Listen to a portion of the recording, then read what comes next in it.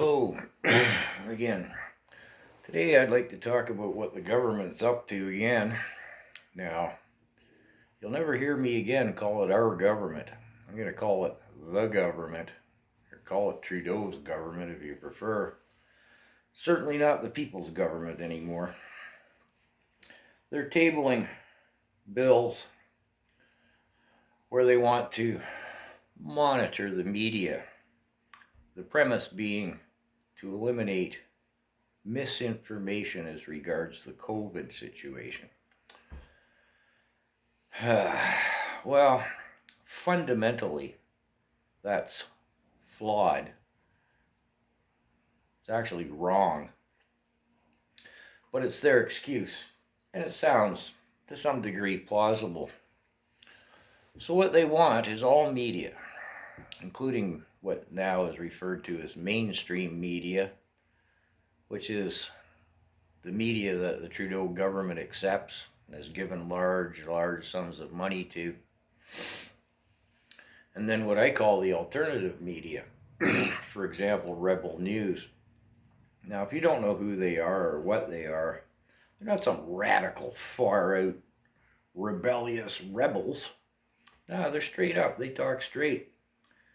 And they're taking Trudeau to court, to the Supreme Court for the second time, because he bans them. Won't allow them at his little daily press scrums, as they call it, where he comes out and says usually nothing, and usually how he's flinging around more of our money to different groups to buy votes. And usually he says something stupid as well, but I digress. So, by the way, the Rebel News, just to summate that, the last time they took him to court for being banned, they won. He still just has nothing to do with them. No, don't want to hear your questions. You might ask something I don't want to have to answer. Rebel News isn't the only one. There's the True North. There's some other ones out there. I think you should sift them, because they're actually real news, not, I won't out and out say bot news, but in cahoots, shall we say, with the government. Now, I was skimming along there last night and I bounced off of something. I was so disgusted I flicked off of it before I even finished viewing it. They want, the Trudeau government is tabling a bill, or bills, whatever, that everything the media is going to present to the public has to go through and be approved by, they're going to put together a committee or a board or something. How can you like that? Now, again, the Trudeau government says, it's about COVID misinformation.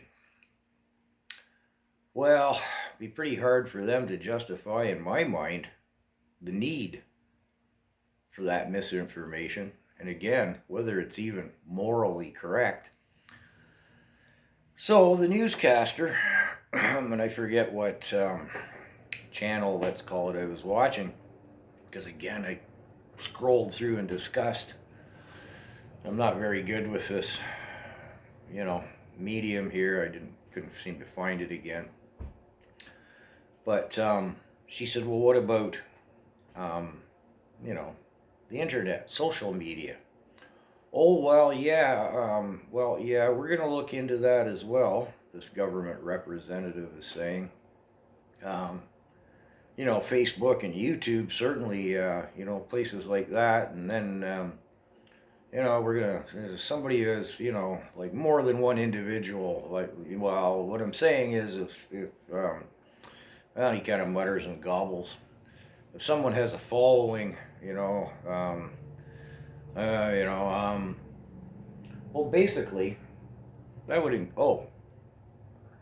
if you're more than one individual, if they consider you're talking to more than one individual, for example, my little channel on YouTube, I have, 40 subscribers and less than 2,000 views.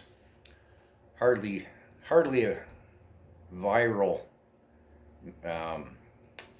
media sensation. However, I would have to have a license to do this. And then having the license, everything I say would be reviewed by the government.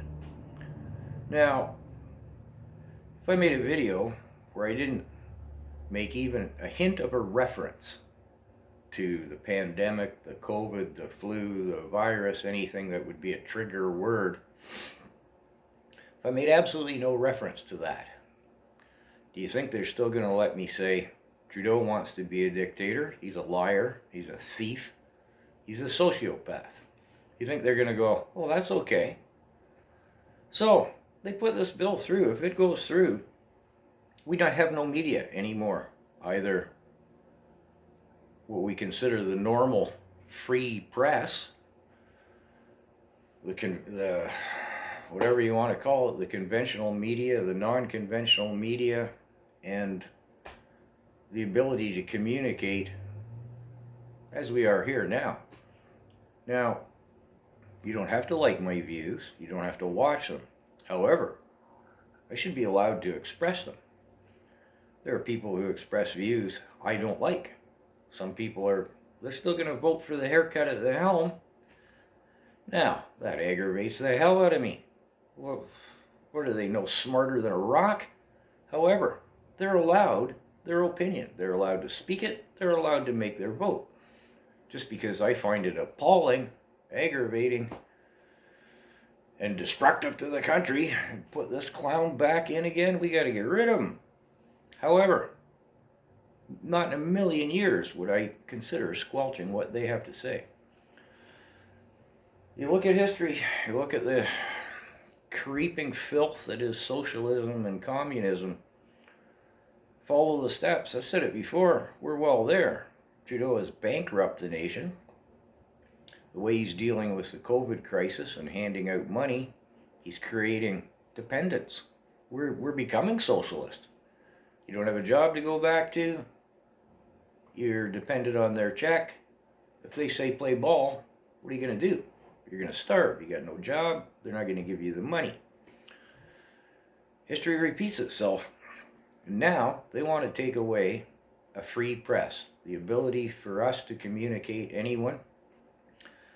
When does question period in Parliament not go through to be approved because somebody's going to ask the hard questions?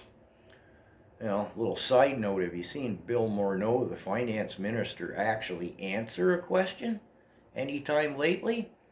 They hammer him, simple yes or no question, gobbledygook. Yes or no. Never answers anything. And this is how the Trudeau government is playing the game. Don't forget he tried twice with the War Measures Act and the Emergency Measures Act for no justifiable reason. That would give him ultimate power. Nothing would have to go through Parliament. Nothing would have to be explained. Nothing would have to be answered for. The gun ban didn't go through Parliament. He ran a little end play. His justification, it was a campaign promise we made. The people want it.